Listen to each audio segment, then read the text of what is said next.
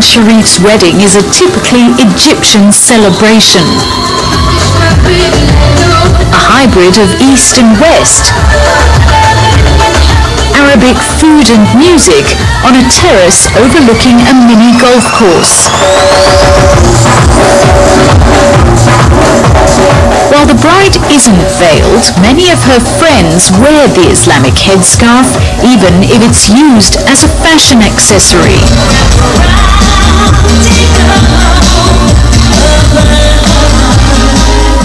A few decades ago, it was virtually unheard of to see wealthy Egyptian society awash with veils.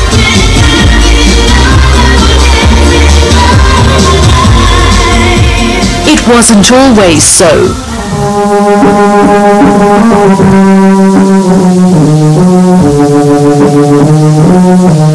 This was Cairo in the early 20s.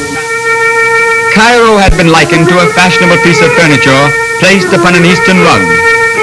Veiled women were viewed as backward and unsophisticated. Here's another overloaded taxi. Egypt experienced its own women's liberation movement early last century when the nation struggled to throw off British colonial rule. Part of that independence movement was about throwing off the veil, so that by the 60s and 70s, a veiled woman was virtually a thing of the past. Even by the 50s, it was hard to find a veiled middle-class woman. And despite being an Islamic nation, in 1954, it was liberal enough that an Egyptian beauty took out the Miss World title. Of Egypt.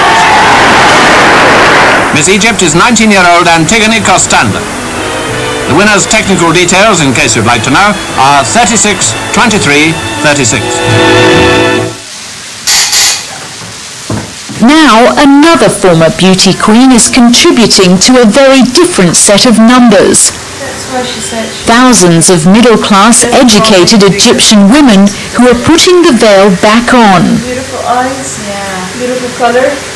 Noreen Salem began wearing the hijab 3 years ago after watching a television program about what it means to be a good Muslim. And it said something to you? A lot. It changed my life. And I discovered, a bit by a bit, that I had a lot of faults in me, and I needed to change all that. So I started working on it, and one of these things was the veil. What made her new feelings all the more unusual was Noreen's background. A former Miss Egypt 1989, she was also one of just a handful of the country's female pilots. How were you treated then? Like a queen. I was all of a sudden very famous. I was on the TV shows and on the magazines, and people knew me wherever I went, and it was a lot of fame back then. But when she turned up for work in a veil, it was a different story. I was asked to take my veil off if I wanted to fly, and from my point of view, I have gone through the law, I have gone through the internal regulation of the company, and I didn't break any laws. I was fired because I wouldn't take the veil off. The private airline she flew for has since closed down, but Noreen is fighting for compensation through the courts. All my life I wanted to be a pilot ever since I was a child. It's something that I was struggling for all my life, and when it happened and it came true, 3 years later I just lost it because I'm covering my hair. But I believe in this. I truly believe in it. So I really don't care about the results.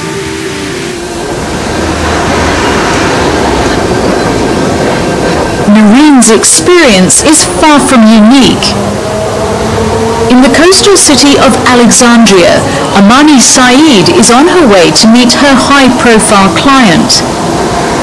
Amani Saeed is a lawyer and devout Muslim who began wearing the hijab or headscarf 7 years ago. But when her client, a television presenter, did the same thing in August last year, she was taken off the air. To end our news bulletin, here's a report on tomorrow's weather. مصر دولة إسلامية مكتوب في الميثاق بتاعها كده وفي الدستور بتاعها دولة إسلامية دينها الإسلام لغتها اللغة العربية. فمعنى كده ان انا اعمل بقى اللي بيقوله الدين الاسلامي يبقى ارتدي الحجاب. انت بتمنعني ليه؟ ده مخالف للدستور، مخالف للقانون، مخالف لحقوق الانسان. The presenter, Rada Tawil, is only allowed to do voiceovers now, and the government banned her from talking to us. More than a dozen female personalities are fighting for their on-air jobs. Some are no longer allowed to show their faces, only their hands.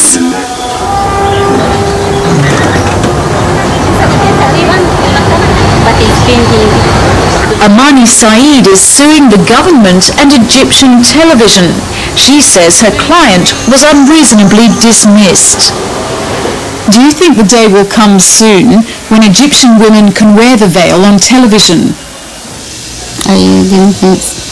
ما أعتقدش.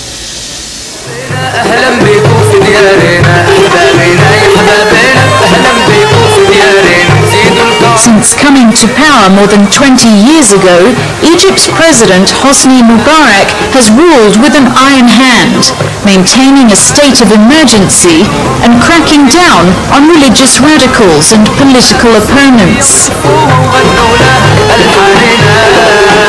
What has happened here over the last few decades?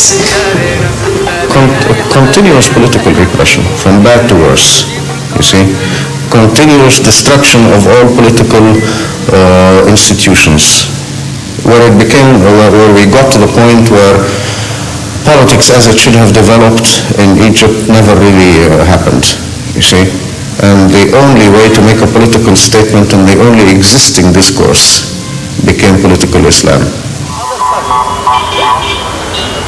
Now the government's goal is to keep the lid on rising Islamization. But critics say that's simply creating more frustration. When you begin to get, stagnation in a society and the lack of a development and a moral vacuum is created, you begin to resort to the past. It's the only thing you have. And wearing the veil is returning to the past? Yes, certainly, yes.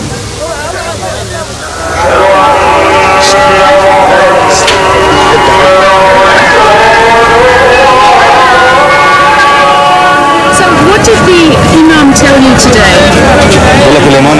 Excuse me, Is this challenge belong to Australia? Religion is a sensitive issue in Cairo.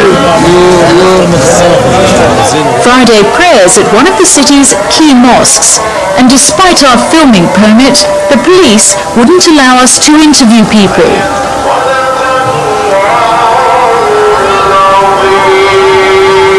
Nearby, hundreds of riot troops were on hand to prevent possible demonstrations.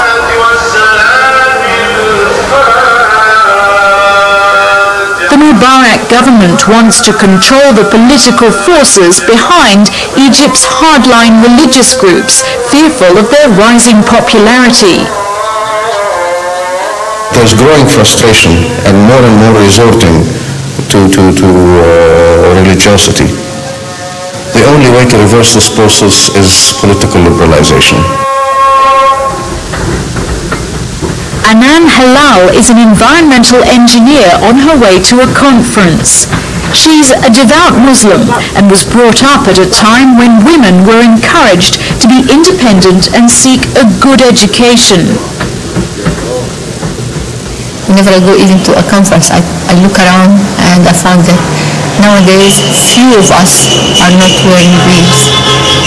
So now we are going backwards. It's really amazing. It's really amazing. وخطر جدا. Anan Halal has been on the Muslim pilgrimage known as the Hajj. Many women begin to wear a veil after making the journey. But Ms. Halal sought the Quran and religious experts to reach her conclusion.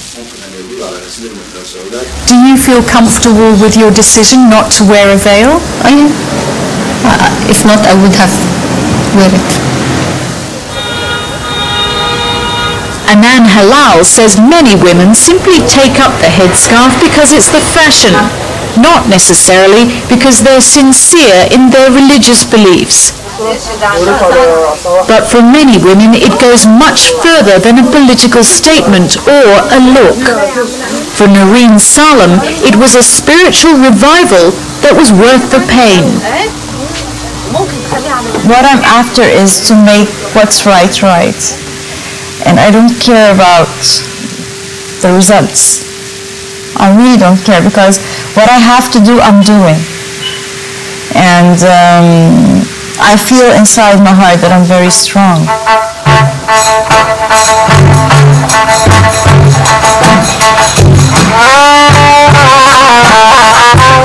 In a world where views have become sharply polarized, to the West, the veil represents a conservative throwback.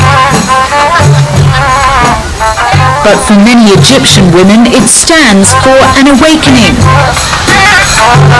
And the more the government tries to stifle freedom of expression, the more determined the women become.